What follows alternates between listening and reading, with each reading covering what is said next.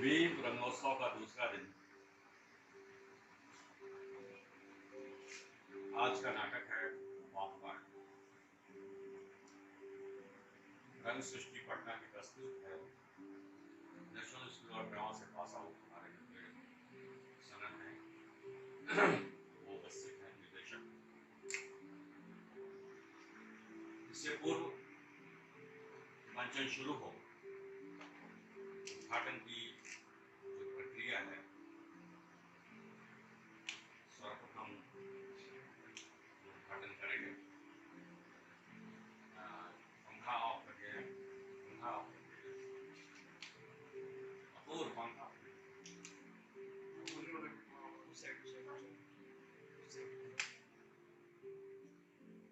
तो आज के हमारे उद्घाटन करता उपस्थित हैं। मैं अपने मित्र रामानंद गुप्ता जी को मैं मंच पर आमंत्रित करता हूँ। वो आए कृपया। और मैं आमंत्रित करता हूँ हमारी बेटी है, अनिल जी की बेटी है, मेरी भी बेटी है।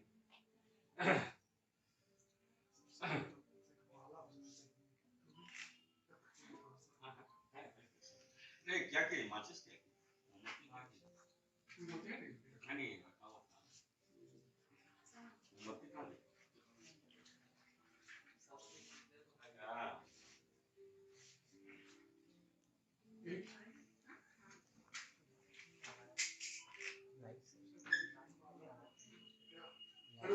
लाइव लाइव लाइव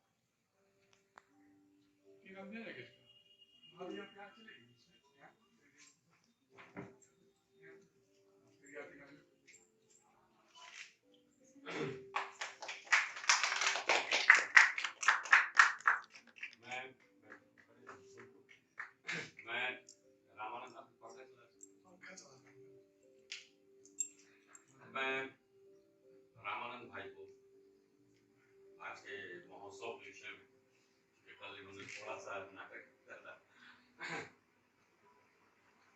रामानंद जी बहुत ही सामाजिक व्यक्ति हैं, बहुत सामाजिक व्यक्ति हैं, राजनीतिक व्यक्ति हैं और व्यवसायी हैं। हमारा उनका सहयोग लोगों को मिलता रहा है और मैं इसे आग्रह करूँगा महोत्सव के विषय में दो शब्द प्रकाश डालें। वैशाली कला संस्कृति इतिहास बहुत समृद्ध रहा है, खास करके जो नाट्य कला उसका बीच के कालखंड में विलुप्त के किनार पर हो गया था। लेकिन मुझे खुशी है कि क्षितिज प्रकाश दिया इस नाट्य कला को जीवंत करने में पूरा जीवन समर्पित कर दिया इन्होंने। जैसे फिल्म है तो फिल्म में जो हम लोग देखते हैं उसमें खास बिल्कुल ही नहीं होता। वो तकनीक के इस्तेमाल से हम लोग वाह आह और वाह करते हैं। लेकिन जो नाट्य कला है वो विशुद्ध जो जो कलाकार है वही इसको कर सकता है, निभा सकता है। और खास करके एकल जो नाट्य है तो सबसे कठिन है मेरे समझ से। फिल्म में भी ट्रैक हो जाता है, बहुत तरह की बात है, बहुत बार मौका मिलता है। लेकिन नाट्य में, नाटक में एक मौका मिलता है और बिना रीटेक के, बिना कट के कंटिन्यूअस उसको करना पड़ता है। बहुत कठिन टास्क है। और मैं समझता हूँ कि आप जो कर रहे हैं हम लोग को बहुत गौरव है कि एक वैशाली का जो नाम था जो मिटने के कगार पर था उसको आपने जीवंत किया है। और न सिर्फ वैशाली में बल्कि बिहार और राष्ट्रीय लेवल पर आप इस वैशाली जिला का नाम ऊंचा कर रहे हैं। हमारी पूरी शुभकामना है कि आज का मंचन भी सफल हो और आप जिस ध्येय में लगे हुए हैं आपको सफलता की ऊंची से ऊंची सीढ़ी है तो आपको नसीब हो। मुझे खुशी होगी। इस तरह इस जिले के धन्य साहित्यकार राजशंकर उपस्थित जी का तस्वीर यहाँ लगा हुआ है। मैं चाहूँगा कि उनका भी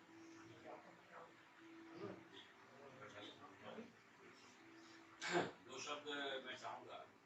बहुत ही टैलेंटेड हैं और यहाँ सुरमई स्टूडियो है उसकी रचना है।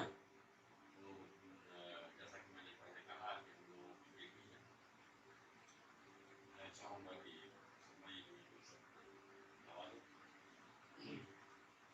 नमस्कार आप सभी को। और जैसे कि अंकल ने बताया कि हाँ एक हमारा छोटा सा एक व्यवसाय है यहाँ पे स्टूडियो सुरमई के नाम से। और जिसमें कि महिलाओं से बहुत ही ज़्यादा महिलाओं के लिए उनसे संबंधित सज्जा या फिर कपड़ों के लिए। बाय प्रोफेशन मैं फैशन डिज़ाइनर हूँ, लेफ्ट ग्रेजुएट हूँ। और उसके बाद हमें यहाँ पे जो हमने व्यवसाय शुरू किया है इसके अंतर्गत बहुत सारी महिलाएं भी हैं जो हर दिन कुछ न कुछ नया सीख रही हैं एंड वो आ रही हैं। अब अगर मैं बोलूँ अंकल के बारे में, क्षितिज अंकल के बारे में, तो ड्रामा और नाटक के बारे में बचपन से हम लोगों ने भी स्कूल टाइम में सभी ने किया है, हम लोगों ने भी किया ही है। और समझ सकती हूँ कि कितना ज़्यादा इसका योगदान है समाज में भी। और फिल्मों के बारे में जैसे अंकल ने भी बोला कि फिल्म और नाटक कई हद तक उसी का एडवांस रूप है फिल्म ही। लेकिन नाटक जो ड्रामा जो होता है इसमें जो बहुत ही अनवांटेड टॉपिक, कमर्शियल टॉपिक्स नहीं होते हैं उनको भी लोग रखते हैं। और ये बहुत ही ज़्यादा सामाजिक तौर पे बहुत ही ज़्यादा इसकी वजह से बहुत ऐसे पॉइंट जिनको लोग कंसिडर नहीं करते हैं, जिसको ध्यान नहीं देते हैं, वो चीज़ें उजागर होती हैं। जबकि मूवीज जो होती है वो कमर्शियल है, वो सिर्फ व्यवसाय और उसी का एक ग्रुप होता है जो डॉक्यूमेंट्री मूवीज कहते हैं, आर्ट मूवीज होते हैं, उसका भी आप साक्षात्कार जो कहते हैं वो आप नाटक में देख रहे होते हैं। सो इट्स ऑब्वियसली बहुत अच्छी लर्निंग होती है और देखने को भी मिलता है, हर एक पहलू देखने को मिलता है जो हम सामने स्क्रीन पे देख रहे होते हैं और उसके पीछे दूसरी तरफ क्या हो रहा होता है वो भी हम नाटक के माध्यम में देख पाते हैं, जबकि सिनेमा में ये सब कुछ हिडन होता है। तो बहुत ही अच्छा है, बहुत मन होता है मेरा भी करने का, लेकिन आई थिंक एक्टिंग बहुत ही मुश्किल चीज़ है। और स्पेशली अगर मैं ड्रामा के बारे में बोलूँ, थिएटर एक्टिंग बोलूँ, तो बहुत ही मुश्किल है। इतने सारे लोगों के सामने एक्टिंग करना, उनके रिएक्शंस को झेलना, वेरी टफ। हैट्स ऑफ, बहुत ही उम्दा काम होता है।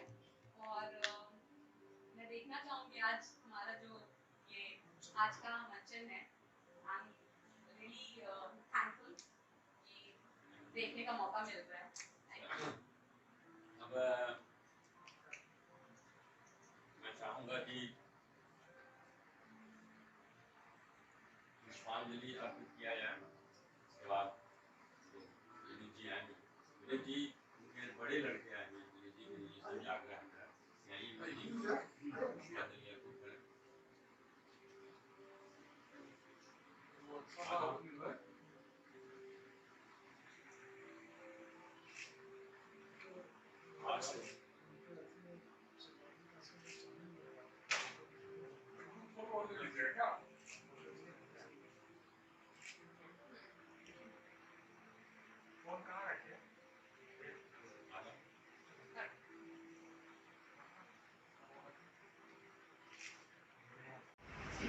सभी दर्शकों को बहुत बहुत नमन। जितने भी लोग लाइव देख रहे हैं उन सब लोगों को मेरा सादर प्रणाम। मित्रों, आज जो हम प्रस्तुति करने जा रहे हैं, जो देखेंगे, आशीष पाठक की ये कृति है पॉपकॉर्न, एकल नाट्य है। इस नाटक में पूंजीवाद के जो खतरे हैं और पूंजीवाद से त्रस्त हमारा जो हिंदुस्तान है, उसमें रूपक नाम का एक नवयुवक जो बेरोजगार है। बेरोजगार क्यों है? रूपक इस नाटक में कई सवाल दर्शकों से करता है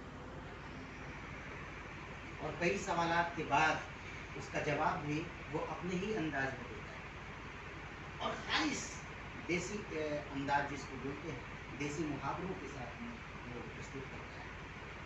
हम समझते हैं ये नाटक हिंदुस्तान के 90% युवाओं का या व्यक्तियों का या जनता का वो प्रतिनिधित्व करता है।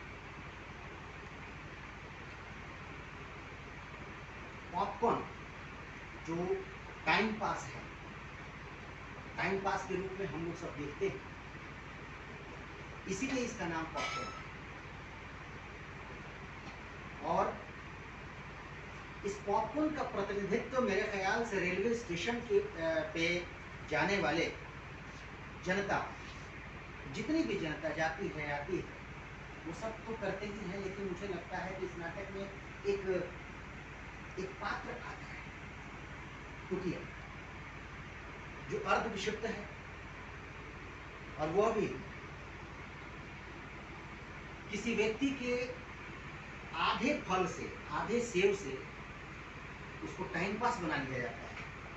ये मुझे लगता है ये इस पूरे नाटक के की परिणति की तरफ जाता हुआ दिखाई देता है। ये नाटक में कई पात्र दिखेंगे, आते हैं, परंतु इसको करने वाला सिर्फ एक और एक ही है और एक ही व्यक्ति है जो कंचन वर्मा अभिनीत करेंगे, देखेंगे। और हमारे लिए भी बड़े ही चैलेंज का विषय था, क्योंकि कंचन का जो स्वरूप है और कंचन के बारे में जो लोग जो सोचते रहे हैं, वो मेरे लिए बड़ा ही चैलेंज था कि मंच पर कंचन कैसे व्यवहार करेगा, कैसे करेगा। लेकिन खैर, मेरी उम्मीद से कहीं ऊपर उठ करके कंचन ने इसमें काम किया है, मुझे ऐसा लगता है। और आगे आप सब साक्षी होंगे और जितने भी वर्चुअल मीडिया में जितने भी लोग हैं, वो सब आज इस बात के साक्षी होंगे कि पॉपकॉर्न करता हुआ कंचन जो एकल अभिनय करेगा, वो कैसा अभिनेता है, कितना बड़ा अभिनेता है और हिंदुस्तान में किस सवाल को लेकर के आया है। बस अब ज़्यादा अब बोलना मेरे ख्याल से उचित नहीं है। अब हम लोग नाटक की तरफ बढ़ते हैं। बहुत बहुत धन्यवाद।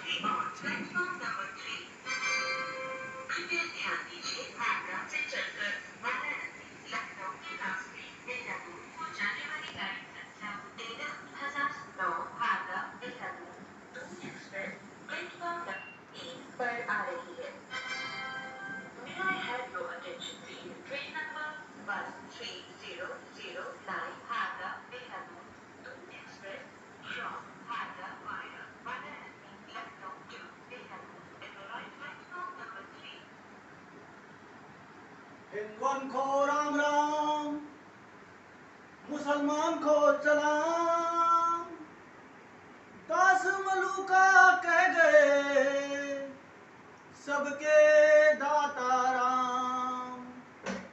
कागा सब तन खाइयो, चुन चुन खाइयो मांस, दो ने न खाइयो, इसमें प्रिया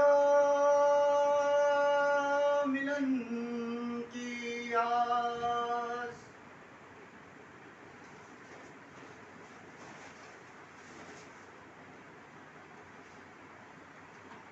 तो हो गई दुआ सलाम, अब जान पहचान भी हो जाए। अरे ठहरिए ठहरिए, मुझे आपके जान पहचान की जरूरत नहीं है। मैं आपको जानता हूं, आप जनता हैं, हिंदुस्तान के महान लोकतंत्र को चलाने वाली महान जनता। मैं आपको न सिर्फ जानता हूं बल्कि पहचानता भी। अब आप इस बात पर नाराज मत होइए कि साला 2 कौड़ी का पॉपकॉर्न वाला ये क्या जाने। तो ऐसा कुछ नहीं है, हमने आपको करीब से देखा है, कान लगा के सुना है और आपकी लातों के पास अपना ढिया ढूंढा है सरकार। बहुतों को हंसाया है, बहुतों को गले लगाया है, बहुतों को सुलाया है और बहुतों को सोते से लगाया है। अरे भैया रे, ओ भैया जी, अरे भैया जी ट्रेन आ गई आपकी, ट्रेन आ गई भैया जी, उठिए ट्रेन आ गई। अरे अम्मा जी आप भी उठिए, अम्मा जी उठिए, अम्मा जी हाँ उठिए। अरे आपकी ट्रेन आ गई। अरे सामान ले लीजिए, सामान ले लीजिए, आप उठिए, हाँ उठिए, आइए आइए आइए आइए अम्मा जी आइए। हाँ हाँ ओ भाई साहब थोड़ा जगह बनाओ, थोड़ा बगल हटो। अरे थोड़ा और बगल हटो। हाँ अम्मा जी बैठिए, ठीक है अम्मा जी, ये सामान सामान लीजिए। ठीक है अम्मा जी, ठीक है अम्मा जी।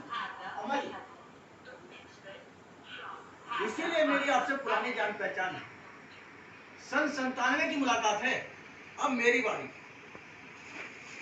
मैं चलती ट्रेन में पॉपकॉर्न बेचता हूँ।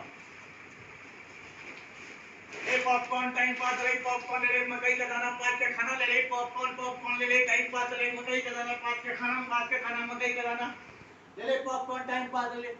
हाँ साहब पॉपकॉर्न ये लीजिए साहब, ये लीजिए 10 रुपए साहब। ले ले पॉपकॉर्न टाइम पास ले, पॉपकॉर्न ले ले।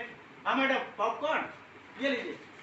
एक इधर भी भैया पॉपकॉर्न, एक इधर भी। आ रहा साहब। कितने का पड़ा? 10 रुपए मैडम। ले ले पॉपकॉर्न टाइम पास ले सर, आपको ही पॉपकॉर्न लीजिए सर। ये मांग रहे हैं। हमको लाइए ना भैया, कब से चिल्ला रहे हैं। हाँ लीजिए। 10 रुपए साहब। Thank you. हाँ लीजिए लीजिए, पॉपकॉर्न टाइम पास ले, पॉपकॉर्न थैंक यू। लीजिए पैसा लीजिए। पास के खाना, मकई का दाना पास के खाना ले ले, पॉपकॉर्न टाइम पास ले, पॉपकॉर्न ले ले, मकई का दाना पास के खाना। लो साहब, नाटक शुरू हुआ नहीं तो सामने वाले भाई साहब ने सोचना शुरू हो गया कर दिया कि वही होगा घिसा पिटा गरीब पूंजीवाद का मारा। अब नाटक के बाद इस पर भी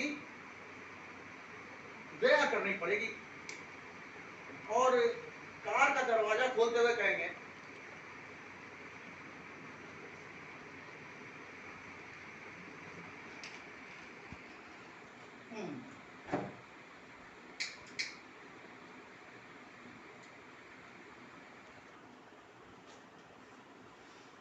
और कार का दरवाजा खोलते हुए कहेंगे ये बेचारा पॉपकॉर्न वाला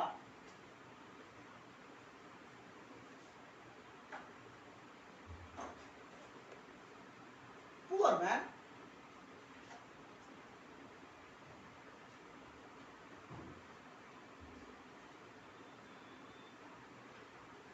Cannot we do something for him?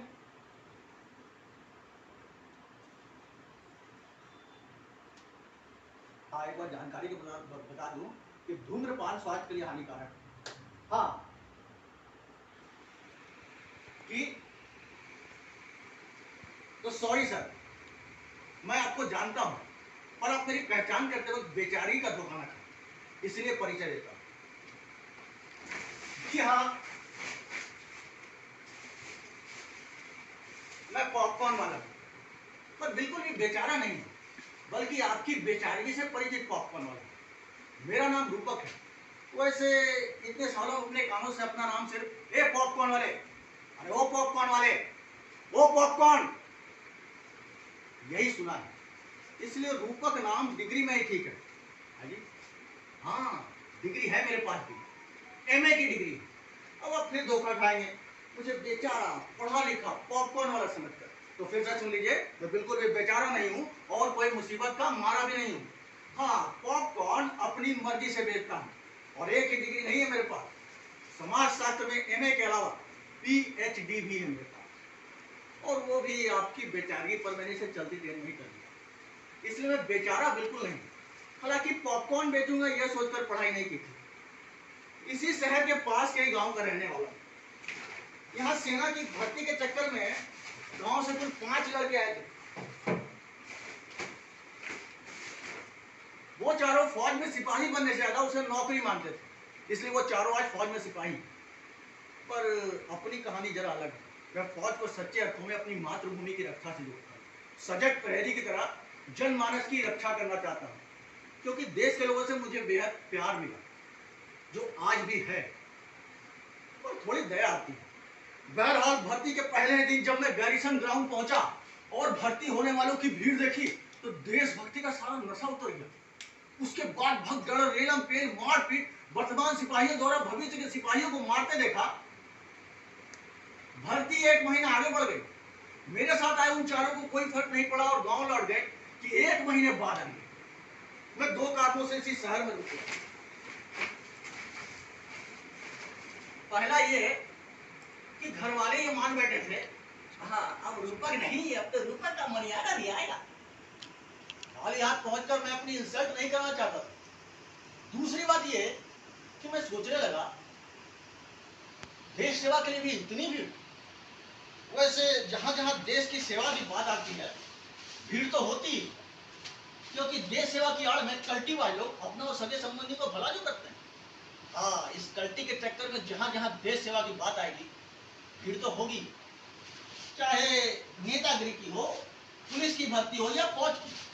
हाँ, पुलिस वाला बनकर देश की सेवा करने में कल्टी करने का स्कोप काफी बढ़ जाता है।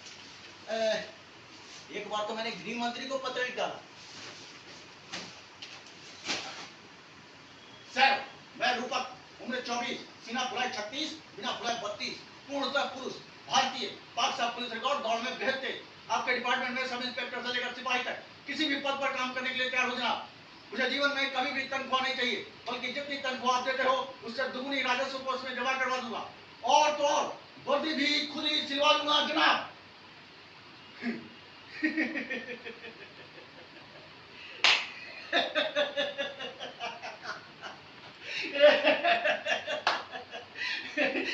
पर वो समझ गए कि ये साला रूपक बिना तनख्वाह लिए ज्यादा गलती करेगा, और मामला बिगड़ गया।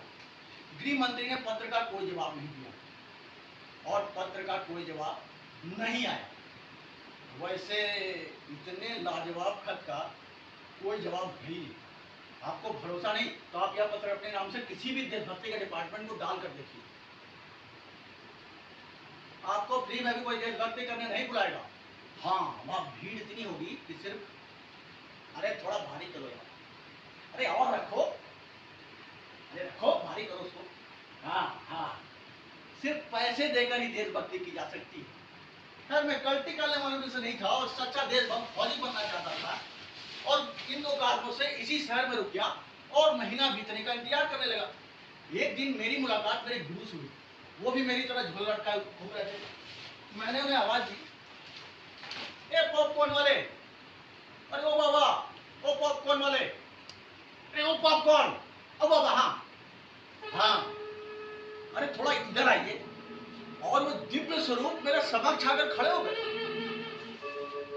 यदा यदा हि धर्मस्य ग्लानिर्भवति भारत अभ्युत्थानम् अधर्मस्य तदात्मानं सृजाम्यहम् परित्राणाय साधु। मुस्कुराए और बोले, बालक, तू तो शकल से ही बेरोजगार लगता है। पहले ही बता देता हूँ, एक पैकेट 5 रुपए का है, अगर पैसे हैं तो देता हूँ। मैंने गुरुजी से कहा, मेरी शक्ल पे कहाँ लिखा है कि मैं बेरोजगार हूँ? आगे पीछे ऊपर नीचे कहाँ है? गुरुजी मुस्कुराए और बोले, बालक, ये डेढ़ सिगरेट है, तुझे बिना मौत के नहीं बताऊंगा। खैर जमीन तो मेरे पैरों से तब खिसक गई जब आराध्य देव ने मुझे पॉपकॉर्न देते हुए पूछा, बालक, भर्ती तो टल गई, अब 1 महीना इस शहर में क्या करोगे? 5 दिन में पैसे खर्च हो जाएंगे, फिर क्या करोगे? जय हो गुरुदेव। मैं पॉपकॉर्न फेंककर उनके चरणों में लूट गया। आप अंतर्यामी हैं गुरुदेव, आप अंतर्यामी हैं, आप अंतर्यामी हैं गुरुदेव, अब आप ही कोई रास्ता दिखाएं गुरुदेव। आप अंतर्यामी हैं, अब आप ही कोई रास्ता दिखाएं गुरुदेव, अब आप ही कोई रास्ता दिखाएं। आप अंतर्यामी हैं। गुरुजी ने जो रास्ता दिखाया, मैं आज भी उस पर चल रहा हूँ। और मैं पहले सोचा था 1 महीना पॉपकॉर्न बेचकर वापस फौज में जाऊंगा।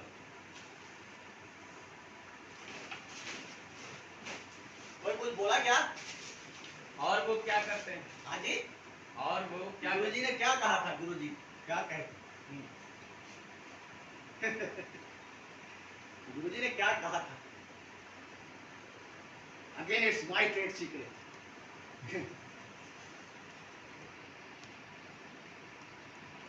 पर आपसे पुरानी जान पहचान है, इसलिए बता देता हूं। गुरुजी ने मुझे बताया, बेटा, तू सेना में 4000 की नौकरी करेगा, उससे अच्छा है 5 किलो मकई के दानों का पॉपकॉर्न बना और 50 पैकेट 5 रुपए के हिसाब से बेच दे। दिन के 200 रुपए और महीने के 6000 रुपए कमा। उस वक्त गुरुजी से मैंने कहा था, नहीं, मुझे देश सेवा करनी है। बात सिर्फ पैसे की नहीं, पैसे तो साली राखी सावंत भी कमाती है। 1 महीना ये काम भी बुरा नहीं, फिर फौज में जाऊंगा। गुरुजी मुस्कुराए और बोले, देशभक्ति के बुखार में कुछ कमी आए तो 1 महीने वाली से कंटिन्यू कर लेना। फिर फुट इधर से, हट, आइए से, हट।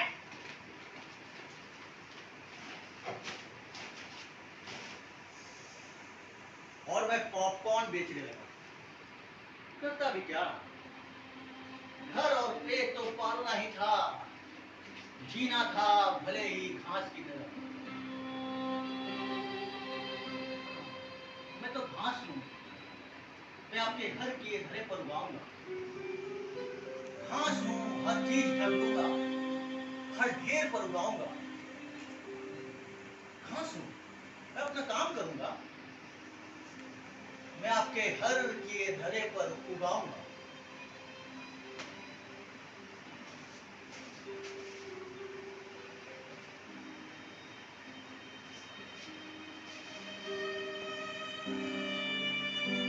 अब वो बात जिसने मेरी देशभक्ति का सारा बुखार उतार दिया।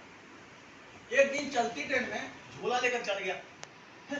सारा सिपाही कहीं का न साला आगे चलता है और न पीछे चलता है, और धक्का तो ऐसे मारता है जैसे हम इकट्ठे करेगा। साला तुम एहसान क्यों करा? मैंने सोचा इन्हें कैसे पता चला, मैं तो अभी सिपाही बना नहीं। फिर पता चला बाजू वाले कंपार्टमेंट में फौज के सिपाही सफर कर रहे। मुझसे रहा ना गया। नई नई वर्दी की नई नई सुगंध और देशभक्त इन सारी महान जनता के महान रक्षकों से मिलने का सो असर में छोड़ता कैसे। आओ देखा ना ताओ, झोला रस्सी से कमर में बांधा और एक कंपार्टमेंट से दूसरे कंपार्टमेंट की ओर बढ़ा।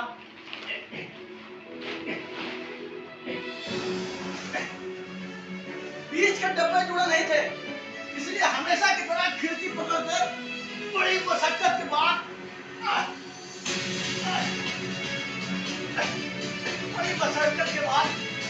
दूसरे कंपार्टमेंट में पहुंच गया।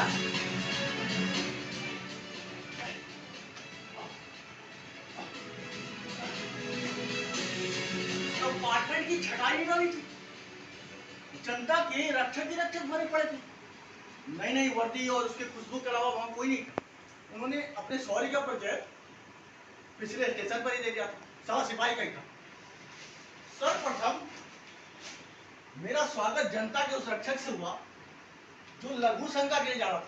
उसने कहा तुम्हें चाचा नहीं मैं हिल गया। उसके बाद तो वो लटमंजन हुआ कि बस साले हरामी तेरी जात की हट हट हट साले बेटी का फाइबर था बाकी को कोई समझ क्यों हट हट हट साले हरामी तुमने हट ये तो फाइबर और मैं बड़े बड़े चिल्लाता रहा। ये कैसे मेरे पास दिया तू तो हमारे रक्षा किया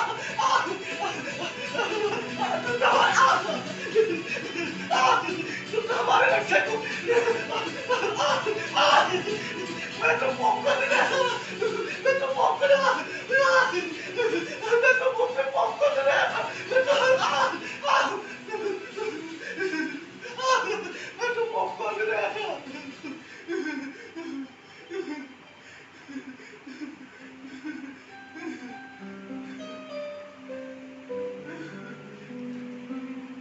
मारते रहे और मेरे परिवार के साथ लैंगिक संबंध जोड़ने की बात करते रहे।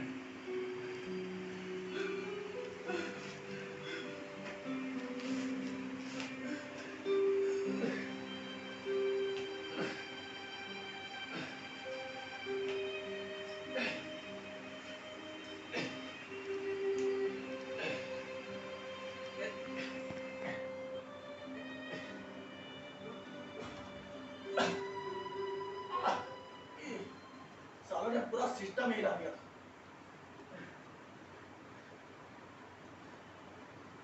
थोड़ी देर में और एक स्टेशन आया। एक महिला जिसकी गोद में बच्चा था, उसने भरे डिब्बे में चढ़ने की कोशिश की, पर तभी दो फौजी गुट हवा में लड़ाए। एक मेरी पिछाड़ी पर और दूसरा उस महिला के सिर पर पड़ा। लेकिन मैं इतने बड़ी मुश्किल से उस बच्चे को संभाला। उस महिला ने रोते हुए मुझसे कहा, भैया आज इसका दूसरा जन्म हुआ भैया, आज इसका दूसरा जन्म हुआ। तू तो बसिया हो भैया, तू तो बसिया हुआ। आज किसका दूसरा जन्म हुआ भैया, तू बसिया हो।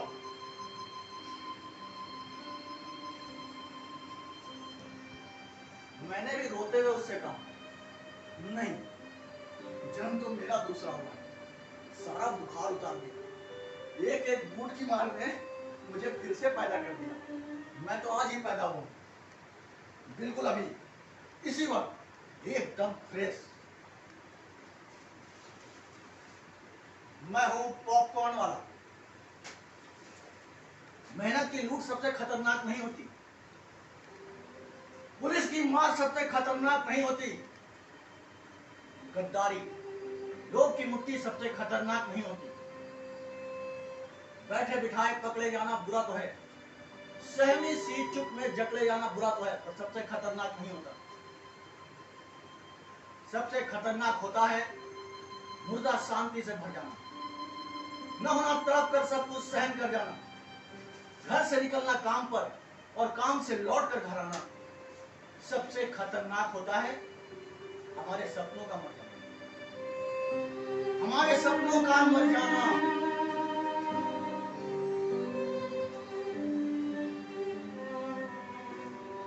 बस उस दिन से ये झोला और मैं, घर वाले भी कुछ लड़के का मनी ऑर्डर टाइम से आता ही है, लाइफ का रिस्क भी नहीं, तो आगे भी आता रहेगा। यही पास की फैक्ट्री में सो जाता हूँ।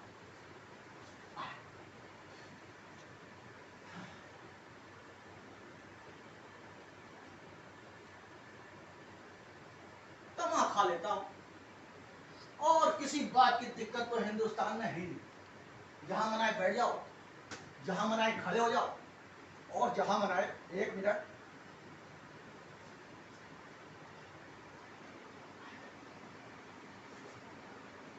मूत लो। देखो कुत्ता मूत रहा है। हाजी, देखो कुत्ता मूत रहा है। अच्छा है नारी मुक्ति वाले टट्टी लेकर नहीं खड़े होते। Why should boys have all the fun? Why should boys have all the fun?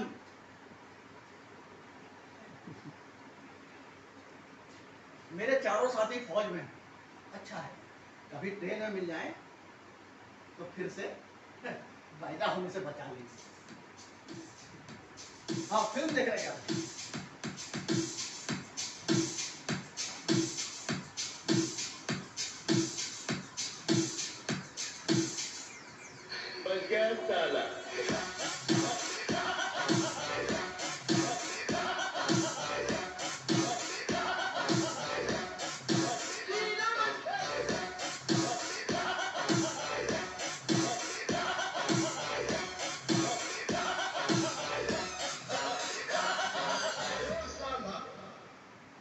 कितने आदमी थे इस इलाके में नया आए होता, वरना शेर खान को कौन नहीं जानता।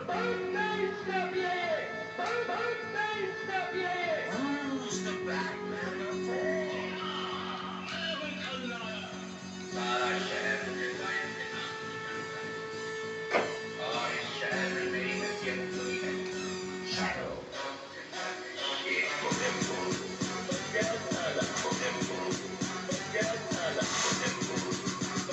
अबे यार मुझे भी देखने दे। हट आगे से, बैठ इधर।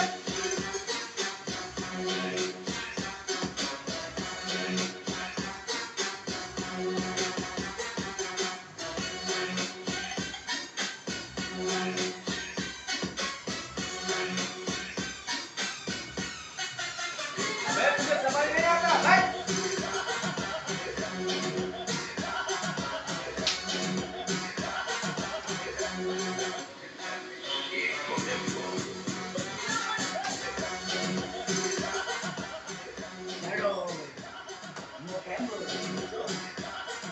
देखिए राजकुमार जी को देखा कैसे करते हैं। क्या नहीं, अगर सवाल किया है तो जवाब भी सुनते जाओ। हम वो हैं जो आंखों से सूरमा नहीं चुराते, आंखें ही चुरा लेते हैं जिससे सूरमा लगाने की जरूरत ना पड़े। अब उनका धंधा तौर पे चलता है। करती का पोजीशन देखिए। हाँ ललिता, आना मेरे बाबू में आना, जल्दी से मेरी बाबू में आ जा। वरना ये आदमी, ये गुंडे तुझे क्या करेंगे? हाँ? मैं तेरा मोहन, तू मेरी राधा, तेरे बिना मेरा जीवन आधा आधा। अब जल्दी से आना ललिता, जल्दी से आजा, वरना ये गुंडे तुझे क्या करेंगे? क्या करेंगे? क्या करेंगे? करना मुश्किल नहीं, नामुमकिन। शैडो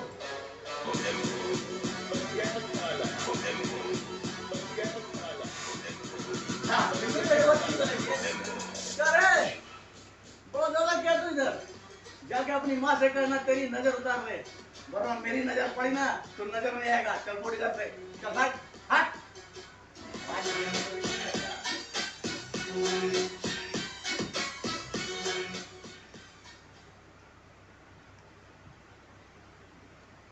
बस कभी कभी घर वाले बहुत परेशान करते हैं शादी ब्याह के लिए।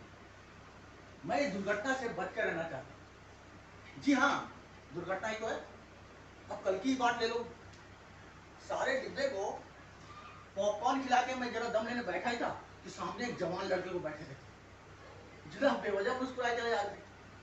जिस ढंग से वो बगल वाले बुड्ढे को परिचय दे रहे थे, उससे समझ में आ रहा था कि सामने बुढ़ाऊ की लड़की बैठी होगी। लड़के की बातों से समझ आया कि जनाब शरीफ हैं, इंजीनियर हैं और सामने वाली पार्टी के मोहल्ले में ही रहते हैं। शरीफ ही होंगे, वरना मोहल्ले की लड़की को ना पहचाने जरा मुश्किल है। सामने से भी लाइन कुछ क्लियर हो रही थी क्योंकि जनाब की मुस्कान चौड़ी हो रही थी। अचानक इंजीनियर साहब के चेहरे के भाव बदल गए। शांत, निर्विकार, चेहरा बता रहा था लाइन मिलना बंद हो गई। मैं आश्चर्य में पड़ गया कि अचानक ऐसा क्या हुआ। थोड़ी देर में इस कहानी की हीरोइन मोबाइल लेकर उठी और मेरे बगल में टहलने लगी। तो मुझे समझ आया, hi hello how are you, तू कैसी है? फाइन ओके बस you are feeling good. How is Sandeep, Yakub, Tony, Munna okay? और वो तेरा ओल्डर में कुछ नहीं यार, नो लेटेस्ट क्रश आसपास? हाँ है पर सारा कॉलोनी का है, यू नो गले पड़ू टाइप का, सीधा साधा सच्चा प्यार। और सती सावित्री बना लगेगा, अब फोन बुक चेक करेगा, ये किसका नंबर है, वो कौन सी कहाँ गई थी, आजादी खत्म, गले पड़ू, दाल भात type. And you know I like only fast food, no dal bhat, no dal भात। और भैया अपन ठहरे दाल भात, उसके बाद शादी की बात ही ध्यान में नहीं। सुबह उठो, पॉपकॉर्न तैयार करो, जीआरपी को 20 रुपए का नोट पकड़ाओ, सलाम साहब और काम चालू। ट्रेन में कुछ तो रोज आने जाने वाले भी हैं, अपने रेगुलर कस्टमर जो भरोसा भी करते हैं, इसलिए दिक्कत नहीं होती, वरना ये जहर खाने के लफड़े में बहुत समस्या होती है। अरे साहब कोई आपको घूम घूम कर जहर देगा क्या?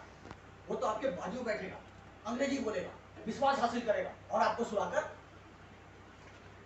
हाँ आपका काम डाल जाएगा। हम तो रोज के हैं और अनाधिकृत वेंडर तो बिल्कुल नहीं। रोज 20 रुपए का नोट जीआरपी देकर अधिकार हासिल करते हैं, वरना बजाले पुलिस का बिना अधिकार दिए हमें डब्बे में चढ़ने की। जिस तरह टीटी को बिना खिलाए आप यात्रा नहीं करते। यहाँ पे टिकट लो, अगर दोनों काम आप नहीं कर सकते तब आप हुए विदाउट टिकट। तो कहने का मतलब भैया न कोई अनाधिकृत वेंडर होता है न विदाउट टिकट, या तो जीआरपी और टीटी के स्वविवेक पर निर्भर करता है। जो स्वविवेक 20 रुपए रोज पर उपलब्ध।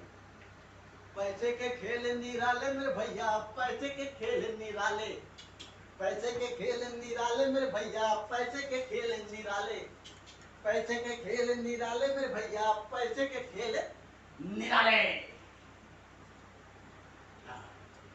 1 2 3 4 5 6 7 8 9 10 10 10 10 बस बस। मेरी रोजी रोटी अच्छे से चलने का 2 कारण और भी। एक है पंडित श्रवण, जो रोज मुझे आरती सुनाता है, आप भी सुनिए।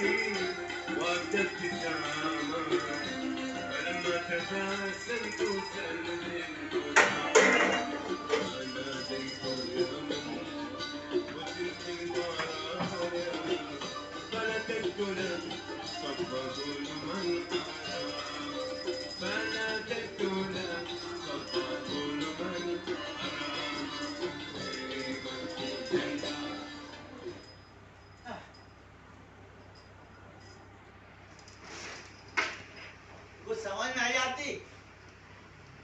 अरे जब भगवान के ही समझ में नहीं आई तो आपके क्या खाक समझ में आएगी? अच्छा राम को छोड़िए, जिस इस्लाम के नाम पर लड़ा जा रहा है उस तालिबान को इस्लाम समझ में नहीं आ रहा। और रोजी रोटी अच्छे से चलने का दूसरा कारण है टुकिया। अरे वो टुकिया जो स्टेशन पर रहती है, वो पागल औरत,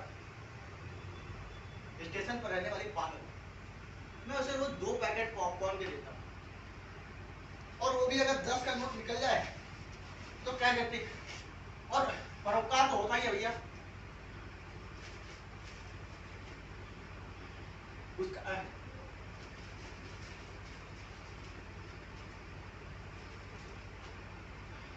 वो मेरे पॉपकॉर्न को इतना जी चाव लेकर खाती है कि एक दाना गिर जाए तो उसके पीछे दौड़ती है, उसे खाकर ही दम देती है।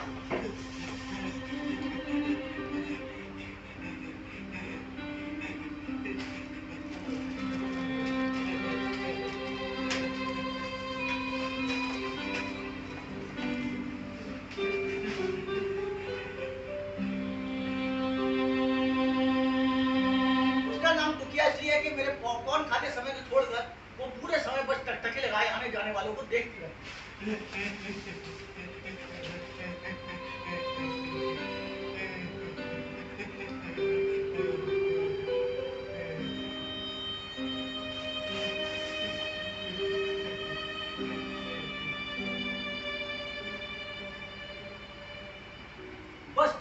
बस इन दो परोपकार के कारणों से ही काम चल जाता है।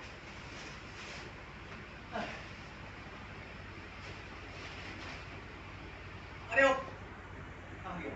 अरे वो पेपर वाले भैया, एक पेपर तो देना। ओ पेपर वाले भैया, अरे आज का अखबार लो। हाँ आज का, थैंक यू।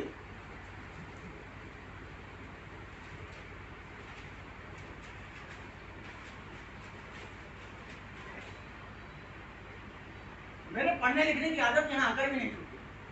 अब आज का अखबार ही ले लो। ग्लोबलाइजेशन, बहुराष्ट्रीय कंपनियों का आगमन, दिल्ली में बलात्कार, बिहार में अपहरण, पीएफ पर ब्याज दर, कोरोना वायरस से मरने वालों की संख्या 18 करोड़। जी, प्रेमचंद रंगशाला रंगकर्मियों के लिए प्रवेश निषेध। रंगकर्मियों ने आंदोलन किया तो पुलिस ने लाठीचार्ज किया। ओहो, कलाकार साझा संघ के महासचिव श्री शरद कुमार को गिरफ्तार कर लिया गया। पुलिस ने रंगकर्मियों पे लाठीचार्ज किया। ओहो, देखते हैं रंगकर्मी अब कहां जाए। ये सब बातें मैं जानता हूँ। सामान्य ज्ञान, शेरों, शायरी और चुटकुलों की किताब भी दूसरे वेंडरों से लेता हूँ और उन्हें पढ़कर लौटा देता हूँ। मुझे पता है देश में भरकम आर्थिक तरक्की हो रही है। वर्ल्ड बैंक और IMF यानी अंतर्राष्ट्रीय मुद्रा कोष से लोन लेकर ही सही, और लोन लेने में क्या बुराई, लोन लेकर बैठा। इंश्योरेंस कंपनियां भी जमकर काम कर रही हैं। कुछ कंपनियां तो लोन तक का इंश्योरेंस करा रही है। जी आया। हाँ सर मैं ले लो जी, ले लो जी, ले लो जी, ले लो जी, बैंक से बोल रहा हूँ, ले लो जी। अरे मेरा मतलब है लोन ले लो। क्या ले लिया? अरे तो एक बार और ले लो जी, ले लो जी, ले लो जी, ले लो जी। इंश्योरेंस करा लो जी। हाँ जी, ले लो जी। अरे इंश्योरेंस करा लीजिए, लोन का इंश्योरेंस करा लीजिए, लोन ले लीजिए। क्या करा लिया? अरे मेरा मतलब है लोन का इंश्योरेंस करा लीजिए, कहीं आप चटक गए तो। ले लो जी, ले लो जी। अच्छा sorry sir, sorry sir, sir sorry sir, I sir sorry sir, sorry sorry sorry sir, sorry sir, sorry sorry sorry sir, sorry sorry sorry sorry sorry sorry sorry sorry, अरे sorry sir, sir sir sir sir sorry sir, sir sorry sir, sorry sir, एक बार सिवा तो मौका अवश्य दीजिएगा। मेरी माँ उनकी बहुत इज्जत करता है कि आप मर जाओ तो लोन किसी और को न चुकाना, और देश तो मरेगा नहीं, तो IMF और वर्ल्ड बैंक का लोन तो चुकाना ही पड़ेगा। वैसे चुकाने की इच्छा भी होनी चाहिए। हाँ, इस देश के नेता चाहते तो स्विस बैंक से पैसा बुलाते और चुका देते, और नहीं चुकाओगे तो शर्मा जी की तरह उठे खड़े हो जाओगे। EMI चुकाते चुकाते, अरे वही अपने शर्मा जी जो पहले हंसते रहते हैं। मैं उन्हें रोज एक पैकेट पॉपकॉर्न का देता हूँ, और वो भी अगर 10 का नोट निकल जाए तो कह देते थे, अरे रखो रुपक, कल चल जाएंगे, खाऊंगा ना पॉपकॉर्न। अरे रखो यार रुपक, इतनी भारी में लेने वाली बात नहीं है, कल खाऊंगा ना पॉपकॉर्न, चल जाएंगे, रखो। अरे रखो यार रुपक, अरे रखो ना, कल चल जाएंगे ना। अरे और स्थितियां कहाँ एक सी रहती है।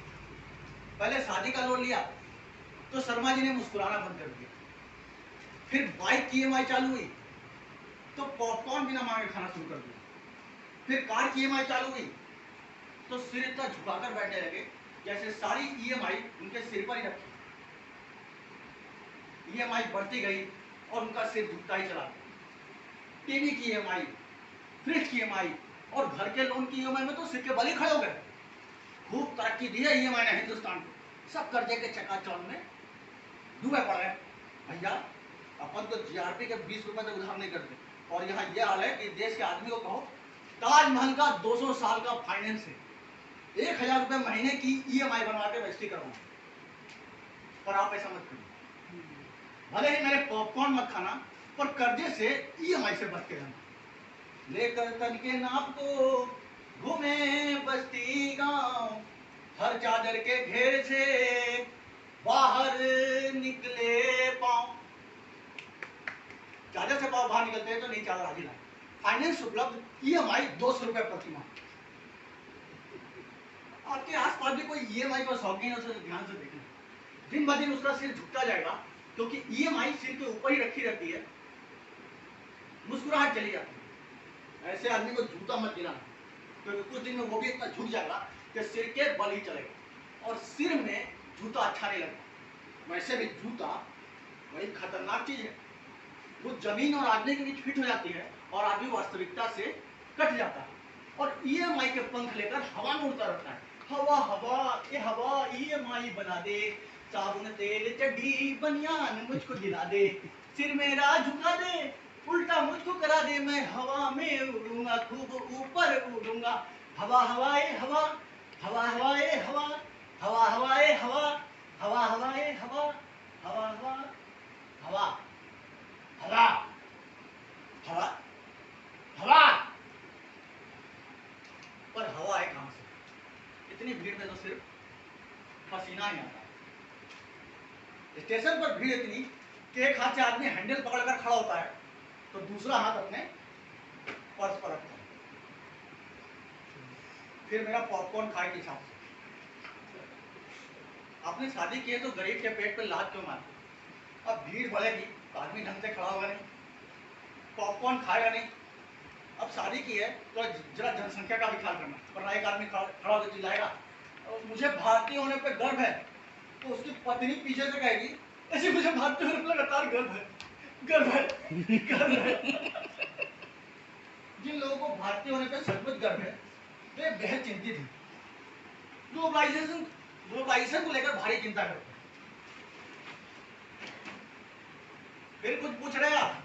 हाँ, वो और क्या करते थे? आए? वो और क्या करते हैं? आए जी, वे और क्या करते हैं? वे और क्या करते हैं?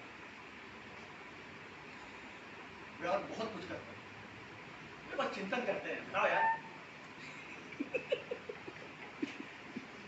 विकास के लिए चिंतकों की आवश्यकता लोन से भी ज्यादा होती है। जिस देश में चिंतकों की कमी होती है वो तरक्की नहीं करता। मैंने IMF को भी चिट्ठी लिखी है कि विकास के लिए अगर किसी देश को चिंतक न मिले तो हमारे यहाँ से इंपोर्ट करके लोन के साथ 11% ब्याज पर उनको भी चला। हमारे यहाँ बहुत सारे। मुझे पता है मेरी इन बेतुकी चिट्ठियों का जवाब कभी नहीं आता, इसलिए मैंने अपने देश के महान चिंतकों पर एक गीत लिखा। अब चिट्ठी का जवाब तो आएगा नहीं, इसलिए इन चिंतकों की लोकल मार्केटिंग करने के लिए मैं गले में ढोल डालकर गला फाड़ फाड़ कर सुनाऊंगा। चिंतक ले लो भैया, चिंतक ले लो, चिंतक ले लो भैया, चिंतक ले लो, ब्याज पे इनको चला दो भैया, चिंतक ले लो। घर में ज्ञान मिले तो भैया बाहर काहे जाए, घाट घाट पे चिंतक बैठे गंगा कौन नहाए, पाले खुजाए भैया खुजली फैलाए, इनसे तो राम बचाए। चिंतक ले लो भैया, चिंतक ले लो।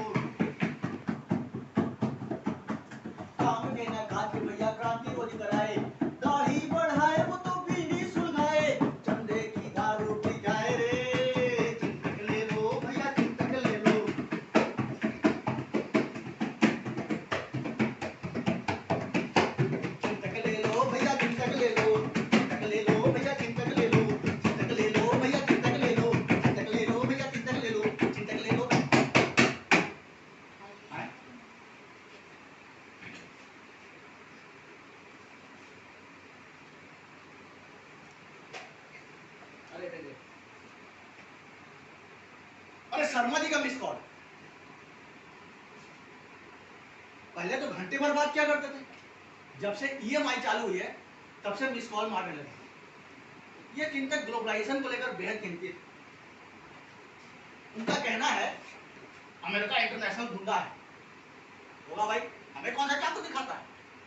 वे आगे कहते हैं ग्लोबलाइजेशन, वर्ल्ड बैंक, बहुराष्ट्रीय कंपनियां उसके हथियार हैं, जिससे वो तीसरी दुनिया के देशों पर हमला कर नव साम्राज्यवाद फैलाना चाहते हैं, नए ढंग से पुनः उपनिवेश बनाना है।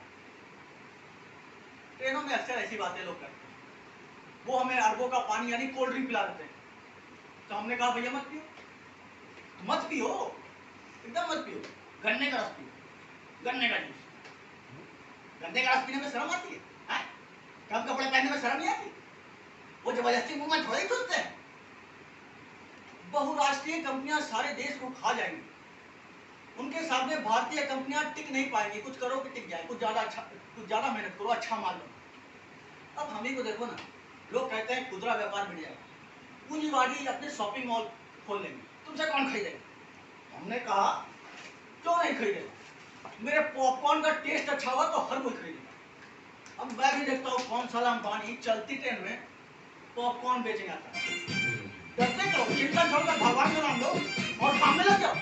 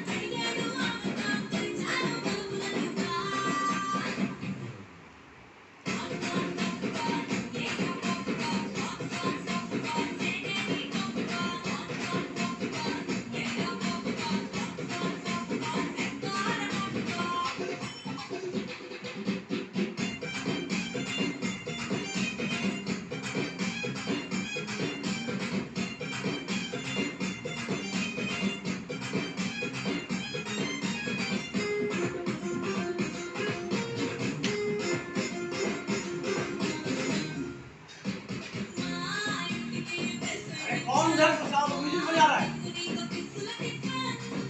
बंद करो म्यूजिक, अरे म्यूजिक बंद करो, मेरा शूट कर रहा है। जनता से सीरियस मसलों पे बातचीत हो रही है, उसको बंद करो, करो, बंद बंद बंद बंद। हाँ, ऐसे एक चिंतक से मेरी भेंट हो गई। मुझसे एक पैकेट पॉपकॉर्न मांगा और मेरे पैकेट देने से पहले ही शुरू हो गया। लगा ग्लोबलाइजेशन, प्राइवेटाइजेशन और लिबरलाइजेशन को गाली देने। अमेरिका बुद्धा है, कई कंपनी के साथ आर्थिक हमला कर रहा है, अंग्रेजी नहीं बोलेंगे, ली की जीन्स नहीं पहनेंगे, कैडबरी खाएंगे तो डेनमार्क को पैसा जाएगा, कोक पिएंगे तो अमेरिका को पैसा जाएगा, देश बचाना है। पता नहीं क्या क्या हमने उसे कहा है। ठहरिए, ये पॉपकॉर्न पकड़िए और बताइए, ये जो आपने बालों में रंग लगाया है, ऐसे रंग के बाल तो हिंदुस्तानियों में नहीं होते, अंग्रेजों के होते हैं। आप भाषा और कपड़ों की गुलामी का विरोध करते हैं, फिर क्यों बालों में गाने लगाते हैं? गाना लगाओ, बरगंडी क्यों लगाते हो? फेयरनेस क्रीम लगाकर चमड़ी की गुलामी क्यों करते हो? जी, काले बाल सफेद हो रहे थे, और वैसे भी ये मेरा निजी मामला है। मैंने कहा अच्छा निजी मामला है।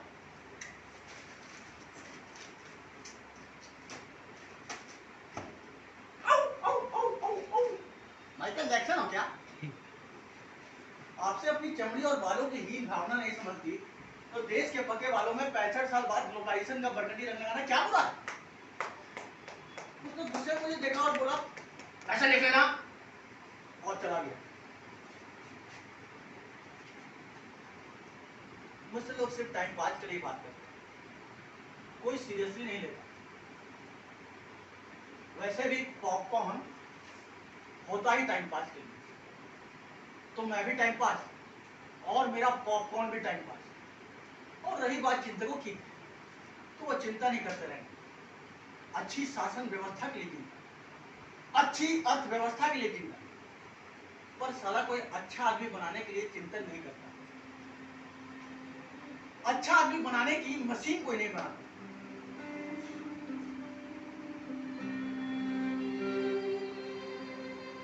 यही सोचता सोचता मैं स्टेशन पहुंचा, जीआरपी को पैसे दे रहा था कि देखा टुकिया स्टेशन पर यहां से वहां भाग रही है। एक ने कहा लो ये पागल का नाच देखो, एक और टाइम पास। मैंने ध्यान से देखा, टुकिया कुछ बताना चाह रही है पर कुछ बता नहीं पा रही। इससे पहले कि मैं कुछ समझ पाता और दौड़ कर आई और ठीक मेरे सामने खड़ी हो गई। मैंने चिल्लाया, भागी जा रूपक, भागी जा, ए रूपक, भाग भाग भाग भाग रूपक, आज ये पागल हुई है, भाग रूपक, भाग भाग। मैं वहीं खड़ा था, उसकी आंखें अंगारे से लाल थी। वो रोती नहीं थी पर आज आंसू ने विद्रोह कर रखा था। वो मुझे कुछ बताना चाह रही थी पर वो बहुत दिखाते, मैं तो बस खड़ा रहा समझने की कोशिश में। तो क्या खींच गई कि मैं तक उसकी बात नहीं समझ पा रहा। मैंने सोचा भूखी हो, मैंने उसे पॉपकॉर्न दिया तो उसे गुस्से में फेंक दिया। चीख कर मेरे बाल पकड़ लिए, मुझे दादा चाटे मारे।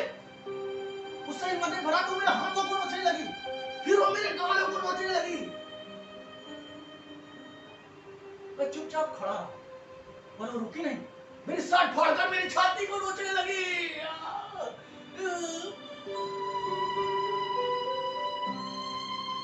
मुझे कुछ कुछ समझ आया। आखिर में उसने मेरी गर्दन को जोर से काटा।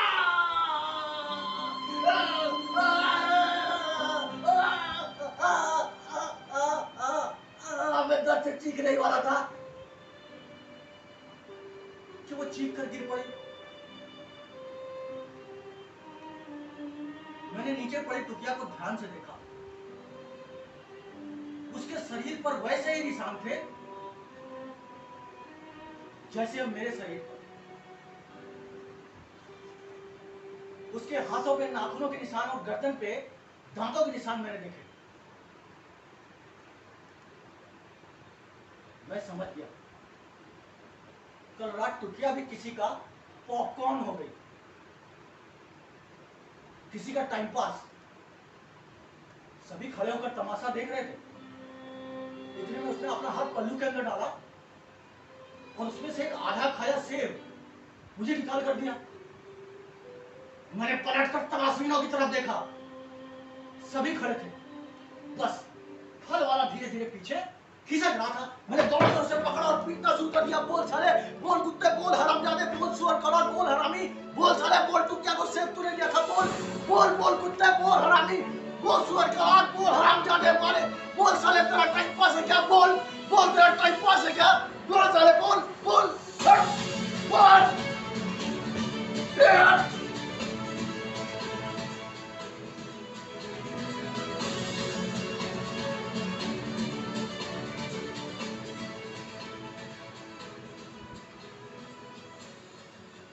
मैं उसे पीटता जा रहा था। इतने मैंने देखा टुकिया खड़ी हुई और उसने मेरा पॉपकॉर्न का झोला उठाकर अपने ऊपर उड़ेल लिया। जैसे कह रही हो मैं पॉपकॉर्न हूँ, मैं टाइम पास हूँ, मैं पॉपकॉर्न हूँ, मैं टाइम पास हूँ, मैं पॉपकॉर्न हूँ, मैं टाइम पास हूँ, मैं पॉपकॉर्न हूँ, मैं टाइम पास हूँ।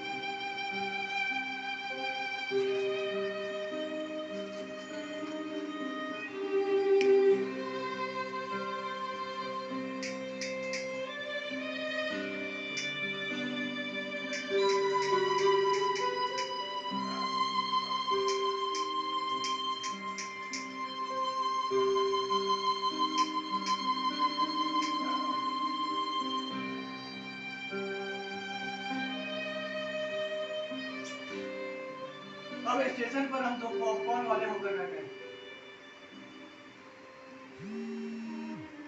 अच्छा आदमी बनाने के लिए कोई चिंतन नहीं करता।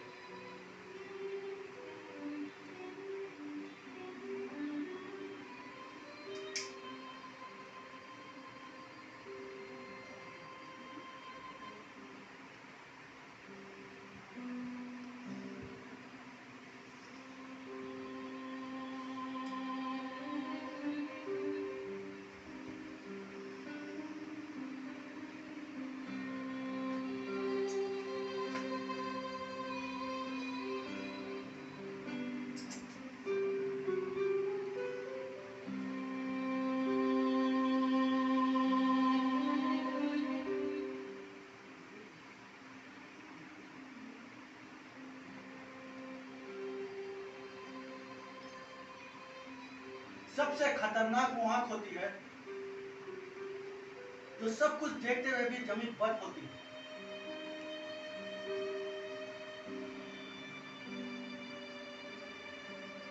जिसकी नजर दुनिया को मोहब्बत से चूमना भूल जाती है, जो चीजों से उठते अंधेपन की भाप पे ढुलक जाती है।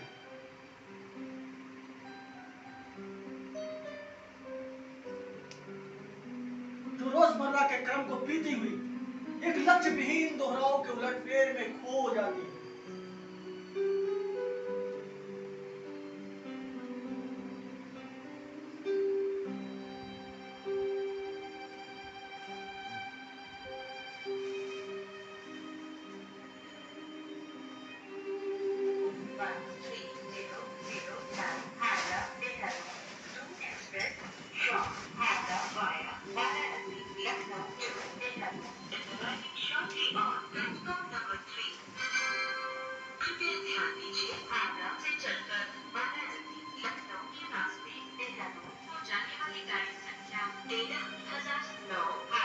सबसे खतरनाक वो दिशा होती है जिसमें आत्मा का सूरज डूब जाए और उसकी मुर्दा धूप का कोई टुकड़ा आपके जिस्म के पूरब में चुभ जाए।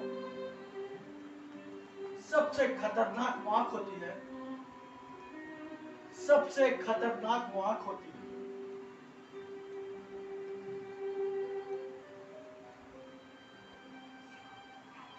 एक जानकारी दे दूं, धूम्रपान जो है तो स्वास्थ्य के लिए हानिकारक है।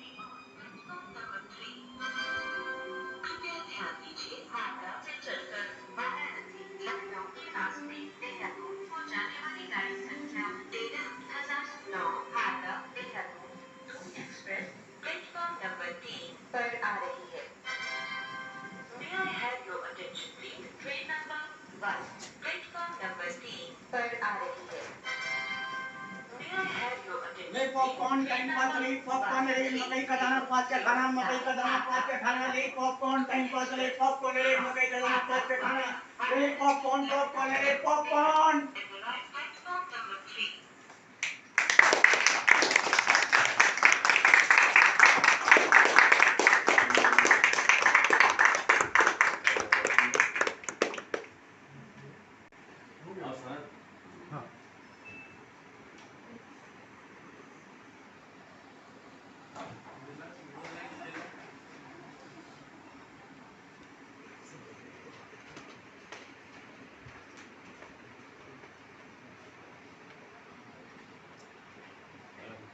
तो अभी आप देख रहे थे पॉपकॉर्न, आशीष पाठक द्वारा लिखित और हमारे एक्टर कंचन हमारे सहयोगी के रूप में अभी शुभम हैं, अभिनव हैं, उनकी पत्नी आई है साथ में। इसके बाद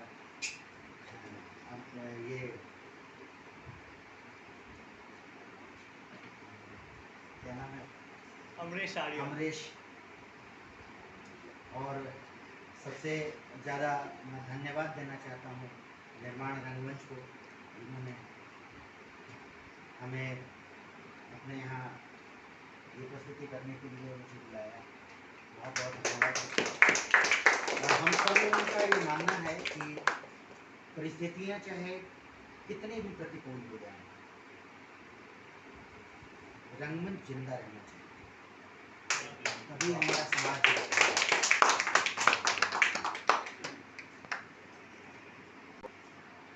कि सनद बहुत व्यस्त व्यक्ति, लेकिन कमिटमेंट है हम लोग 3 आदमी का, क्योंकि कल प्रस्तुति है मणिकांत जी, मैं और सनद, हम लोगों ने एक ग्रुप बनाया है 3 लोगों का।